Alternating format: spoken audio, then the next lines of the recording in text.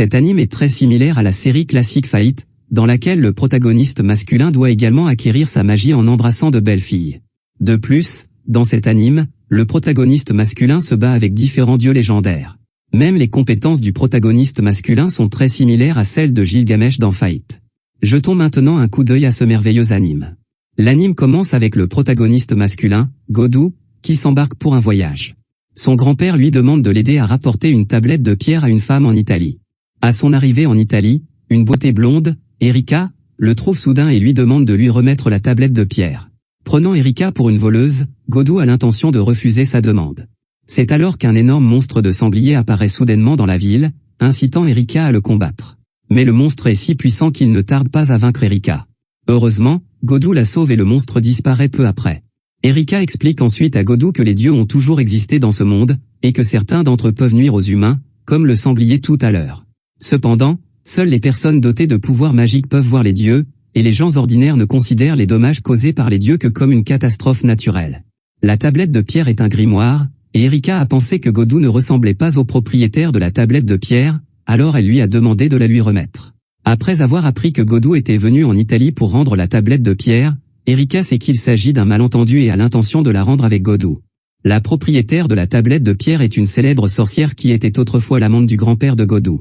Lorsque la sorcière voit la tablette de pierre, elle ne l'accepte pas mais la donne directement à Godu, affirmant que c'est la volonté des dieux. La nuit, Godu et Erika restent dans la maison de la sorcière. Erika se saoule pendant le dîner, et Godu l'aide à regagner sa chambre et à se changer. Lorsque Godu part, il s'aperçoit que la porte de la chambre est fermée à clé, et il doit passer la nuit dans la même chambre qu'Erika. Au réveil, Erika se sent très timide. À ce moment-là, une énorme silhouette apparaît soudainement à l'extérieur de la maison, et Erika découvre qu'un autre dieu est apparu dans la ville. Il s'agit du dieu de la Méditerranée, qui peut provoquer de terribles catastrophes. Erika et Godu partent donc ensemble pour l'arrêter. La raison pour laquelle le dieu apparaît dans la ville est qu'il veut défier un autre dieu, Vorotrania, de l'ancienne Perse. Vorotrania possède 10 pouvoirs différents et est l'un des dieux les plus puissants. Lorsque les deux dieux entreront en guerre, la ville entière sera détruite. Mais ils sont si puissants qu'Erika ne peut absolument pas les arrêter. C'est alors que Godu utilise la tablette de pierre, qui est en fait un grimoire qui stocke les capacités de Prométhée. Prométhée avait l'habitude de voler le feu des dieux pour les humains, sa capacité est donc de voler le pouvoir des autres dieux. Finalement, Godu réussit à voler les pouvoirs de Vorotrania. Vorotrania possède une capacité, plus il connaît ses ennemis, plus il peut les blesser gravement. Si Godu veut vaincre Vorotrania, il doit donc en apprendre davantage sur ce dieu. Afin d'aider Godu, Erika lui transmet son pouvoir par un baiser, et ce pouvoir contient des connaissances sur Vorotrania. Après avoir acquis ces connaissances, Godu tue enfin Vorotrania. Il devient ainsi le tueur de dieux connu sous le nom de Campione. Après être devenu Campione, Godu retourne chez lui au Japon. Mais il ne s'attendait pas à ce qu'Erika le suive au Japon. Après la bataille précédente, Erika est tombée amoureuse de Godu. Non seulement elle emménage dans la maison de Godu, mais elle est également transférée à l'école de Godu. Lorsqu'Erika se présente, elle dit directement qu'elle aime Godu et qu'elle doit devenir sa femme, ce qui rend les autres garçons jaloux de Godu. De plus, Godu attire l'attention d'autres personnes, comme sa camarade de classe Yuri. Yuri est sorcière dans un sanctuaire local et possède également des pouvoirs magiques. Elle sait donc que Godu est le dernier né des Campiones. Avant Godu, il n'y avait que 6 Campiones dans le monde, et chaque Campione est très puissant. Par conséquent, toute personne dotée de pouvoirs magiques respectera les Campiones comme s'ils étaient des rois. Cela embarrasse Godu, qui préfère s'entendre avec Yuri en tant qu'ami. Au même moment, un mage du gouvernement japonais avertit Godu qu'Erika est peut-être une espionne, et que la raison pour laquelle elle s'approche de lui est probablement pour profiter de lui. Godu se sent un peu triste et demande à Erika si c'est vrai. Au lieu de s'expliquer, Erika emmène Godu en Italie. Sous les yeux de la Société des magiciens d'Italie, Erika et Godu se battent en duel. Dans ce duel, Erika montre toute sa force, et Godu finit par la vaincre grâce au pouvoir de Vorotrania. Par la suite, Godu apprend des autres magiciens qu'Erika est née dans une famille noble, que sa force est telle qu'elle ne peut être une espionne et qu'elle est vraiment amoureuse de Godu. Après le duel, Erika remet à Godu une médaille au nom de la Société des magiciens d'Italie. En fait, cette pierre noire n'est pas du tout une médaille ordinaire. Il s'agit en fait d'un grimoire, le Gorgonéion, qui scelle le pouvoir divin d'Athéna. Si Athéna acquiert le Gorgonéion, le monde sera bientôt détruit. Mais Erika pense que Godu a le pouvoir de protéger le monde. Sans surprise, Athéna ne tarde pas à venir trouver Godu.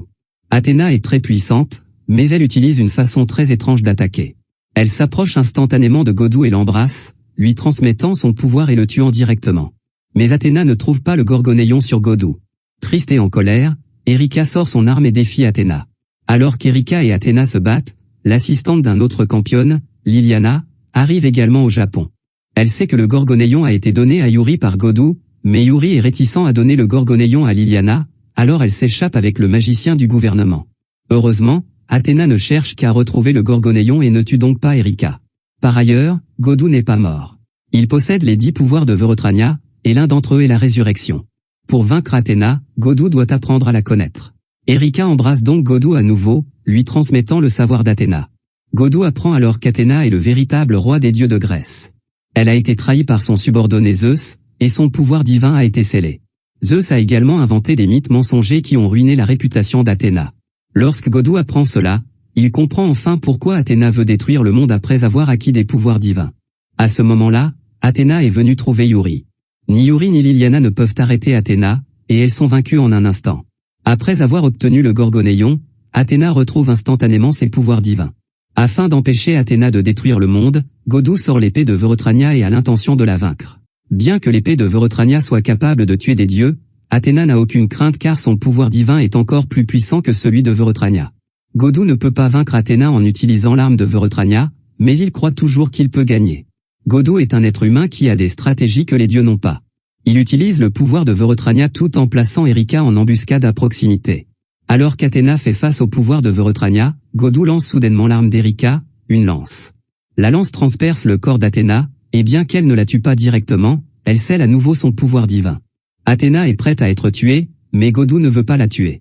Il la laisse partir après lui avoir demandé de promettre qu'elle n'essaiera plus jamais de détruire le monde. Tout le monde est choqué par la tolérance de Godou. Après cet incident, Yuri tombe également amoureuse de Godou. Elle pensait que Campion avait le sang-froid, mais Godou est très doux et gentil. Un jour, Yuri prépare un délicieux bento et veut l'offrir à Godou. Mais lorsqu'elle arrive en classe, Erika est en train de serrer Godou dans ses bras. Yuri est très jalouse et défie Erika. Au lieu de se battre, elle décide de jouer au baseball dans la classe d'éducation physique. Yuri a la capacité de prévoir l'avenir, elle peut donc voir le mouvement de la balle d'Erika. Mais Yuri n'est pas douée pour le baseball, et même si elle voit le mouvement de la balle, elle n'arrive pas à la frapper. Finalement, la batte de Yuri et la balle d'Erika touchent accidentellement Godou, et le match se termine à cause de cet accident. Ensuite, Godou, Erika et Yuri déjeunent ensemble. Pendant ce temps, Godou sait que Yuri a consacré toute son énergie au travail du sanctuaire et qu'elle n'a même pas de téléphone portable. Pour discuter davantage avec Godou, Yuri achète un téléphone portable du même type que celui de Godou. Godou enseigne à Yuri pendant un long moment avant qu'elle n'apprenne à utiliser son téléphone. Yuri est très heureuse car elle ne s'attendait pas à être amie avec un Campion. Mais cette nuit-là, un autre Campion, le duc Vauban, capture Yuri. Liliana, qui est apparue plus tôt, est l'assistante de Vauban. Vauban kidnappe Yuri afin de lui faire invoquer un dieu en utilisant le sort de la sorcière. Vauban a 300 ans, et il s'ennuie souvent et veut se battre contre d'autres dieux. Presque tous les Campions ont le sang-froid et sont belliqueux, à l'exception de Godou. Lorsqu'ils apprennent que Yuri a été kidnappé, Godou et Erika se rendent immédiatement sur le territoire de Vauban pour sauver Yuri. Vauban peut manipuler les morts vivants grâce à la magie, et il manipule les morts vivants de nombreuses puissances connues pour en faire ses serviteurs morts. Godou et Erika vainquent de nombreux serviteurs morts et arrivent finalement à Vauban. Le but de l'enlèvement de Yuri par Vauban est d'invoquer les dieux pour le combattre. Bien que Yuri n'accepte pas de convoquer les dieux, il est tout aussi excité à l'idée de pouvoir se battre contre un autre Campion. Vauban accepte donc de libérer Yuri à condition que Godou se batte contre lui. Le soir, Vauban arrive à l'école de Godou. Il invoque les morts vivants de nombreux monstres et lance une attaque. Erika vainc facilement ces monstres. Mais Vauban a aussi de nombreux morts vivants puissants. Godou attaque Vauban avec le pouvoir de Vorotrania, mais en vain. Godou craint que Yuri ne soit blessé au début de la bataille, il demande donc à Erika de bloquer Vauban, et il part avec Yuri en premier. Erika est comme l'assistante de Godou, aussi Vauban demande-t-il à son assistante, Liliana, de combattre Erika. Erika et Liliana se connaissent depuis longtemps et étaient de bonnes amies, mais leur famille était rivale.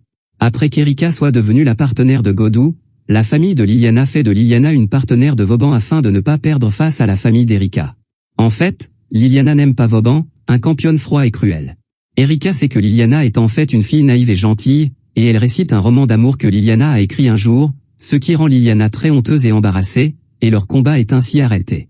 Erika persuade alors Liliana d'aider Godou. Liliana sait que Godou est un Campion gentil et plus juste, elle décide donc de trahir Vauban et d'aider Godou. Liliana explique à Godou les faiblesses de Vauban, ce qui permet à Godou d'obtenir des avantages au combat pour le moment.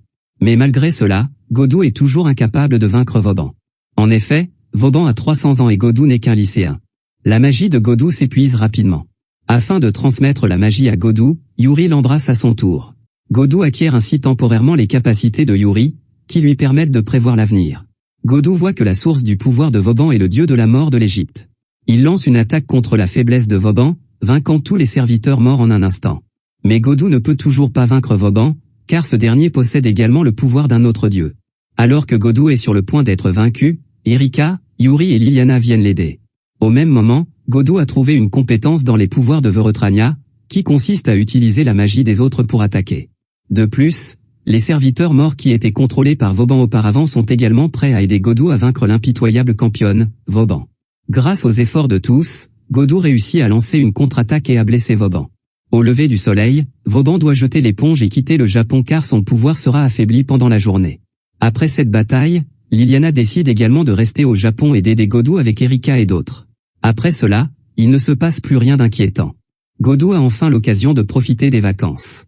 Il part en vacances avec les filles sur une île. Erika et Yuri veulent toutes deux que Godou tombe amoureux d'elle, alors elles font beaucoup de choses intéressantes pour séduire Godou. Erika va même jusqu'à menotter Godou pour le forcer à s'approcher d'elle. Mais Godou est timide, et une fois les menottes enlevées, il s'enfuit immédiatement. Cependant, Godou est tellement paniqué qu'il entre accidentellement dans un bain public où d'autres filles de l'île se baignent. Godou doit ensuite s'excuser auprès d'elle. La nuit, un énorme dragon apparaît dans le ciel. Le dragon n'est pas très puissant, mais le problème est que son apparence attire un dieu, qui est Persée, le légendaire tueur de dragons. L'énorme dragon est le gardien d'une région, et si Persée le tue, il peut provoquer un désastre dans cette région. Liliana tente d'arrêter Persée, mais elle échoue. Athéna apparaît à son tour et réussit à arrêter Persée. Persée est tellement en colère qu'il a l'intention de se battre en duel avec Athéna. Godou craint que cette bataille ne provoque de nouveaux désastres, aussi bloque-t-il Persée. Pour Persée, le championne est un meilleur adversaire qu'Athéna. Craignant que Godou ne soit blessé, Liliana s'enfuit immédiatement avec Godou. Mais Persée ne tarde pas à les retrouver. Liliana se bat contre Persée dans l'intention de permettre à Godou de s'échapper. Mais Godou ne veut pas laisser Liliana derrière lui et s'enfuir seul. Il utilise donc le pouvoir de Vorotrania pour attaquer Persée. À sa grande surprise, Persée est capable d'éliminer le pouvoir de Vorotrania. L'attaque de Godou ne fonctionne pas, tandis que la contre-attaque de Persée tue directement Godou. À l'insu de Persée, Godou a également la capacité de ressusciter, et il s'en va directement. Le lendemain, Godou est à nouveau ressuscité. Liliana, qui n'en a aucune idée, est très triste. Lorsqu'elle voit Godou revenir à la vie, elle est très choquée et heureuse. Liliana pense que si Godou a assez de magie, il pourra peut-être vaincre Persée, alors elle se déshabille et veut transmettre sa magie à Godou par des interactions intimes. Embarrassée, Godou rejette Liliana et commence à réfléchir à la façon de faire face à Persée. En raison de la magie de Persée, les téléphones portables de toute la ville ne fonctionnent pas et Godou ne peut pas contacter Erika et les autres. Il ne peut que travailler avec Liliana pour trouver un moyen de vaincre Persée.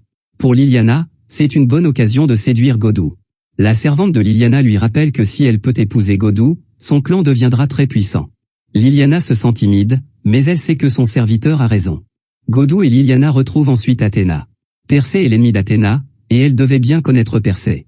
Godou pourra peut-être vaincre Persée s'il apprend à le connaître. Athéna accepte d'aider Godou à condition que celui-ci lui promette de faire une chose dans le futur. Godou veut accepter, mais Liliana l'en empêche. Il s'avère que si Godou passe un contrat avec le dieu, il doit y obéir quoi qu'il en soit, même si Athéna lui demande de faire des choses maléfiques. Liliana craint que Godou ne soit trompé et l'en empêche. Ils doivent maintenant parcourir les documents ensemble, en essayant d'en savoir plus sur Persée.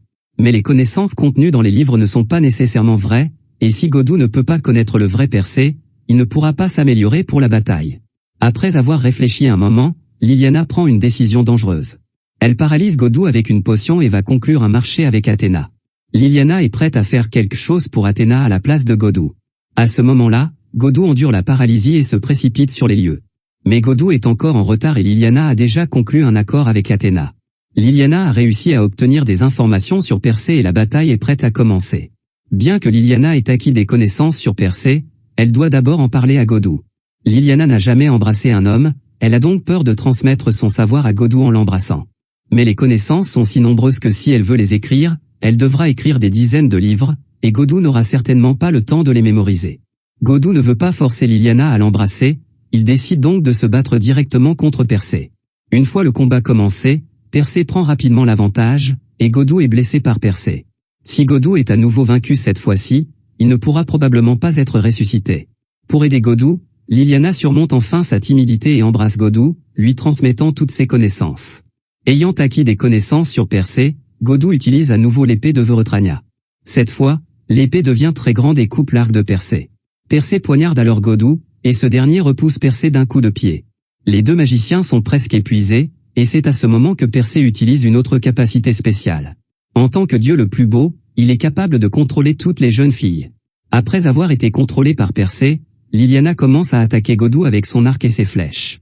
Godou n'abandonne pas et croit que Liliana sera capable de se débarrasser du contrôle de Persée, alors il appelle le nom de Liliana à haute voix. Liliana reprend conscience au moment de tirer la flèche et la dirige vers Persée. Après avoir été touché, Persée se déplace plus lentement. Godou lance alors sa dernière attaque avec le peu de magie qu'il lui reste. Persée est vaincu, mais il n'est pas mort et s'enfuit. Immédiatement après, Godou tombe dans le coma à cause de ses graves blessures. C'est alors qu'apparaît Athéna, qui aide Liliana à soigner Godou.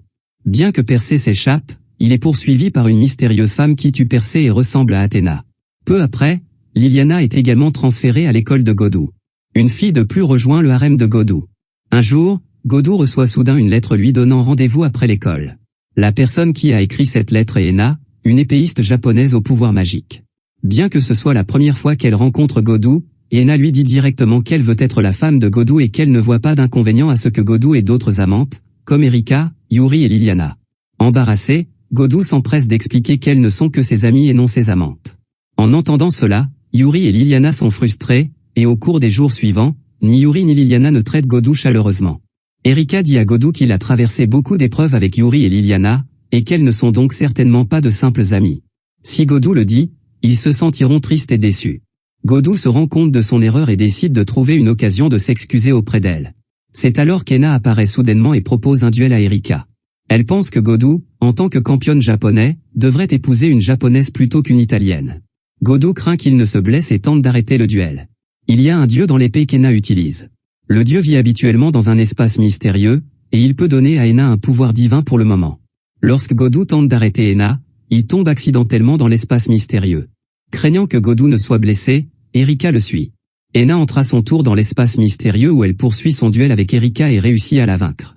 Au moment où Ena s'apprête à tuer Erika, Godou arrive à temps pour l'arrêter. À ce moment-là, Ena a été accidentellement contrôlée par le dieu de l'épée et a perdu conscience, ce qui explique pourquoi elle veut tuer Erika. Godou doit vaincre le dieu pour sauver Ena et Erika. Le dieu n'est pas très puissant, et il ne peut pas vaincre Godou, qui s'enfuit donc immédiatement. Godou et Erika sont piégés dans l'espace mystérieux et ne savent pas comment retourner dans leur monde d'origine. Comme Erika est blessée par le dieu, elle est maudite et s'affaiblit. Erika peut mourir à tout moment, et le seul moyen pour Godou de sauver Erika est de lui transmettre le pouvoir de Vorotrania. Transmettre le pouvoir divin n'est pas la même chose que transmettre la connaissance, et Godou doit transmettre le pouvoir divin à Erika d'une manière plus intime qu'un baiser. Après un moment de bonheur et de douceur, Godou lève la malédiction d'Erika. Il retrouve Ena et le dieu dans l'épée. Erika se bat contre le dieu tandis que Godou trouve l'occasion de sauver Ena, qui est contrôlée par le dieu. Dans la seconde qui suit, ils sont tous sortis de l'espace mystérieux par Athéna. Le dieu est même directement dévoré par Athéna, et plus surprenant encore, deux Athéna apparaissent devant eux.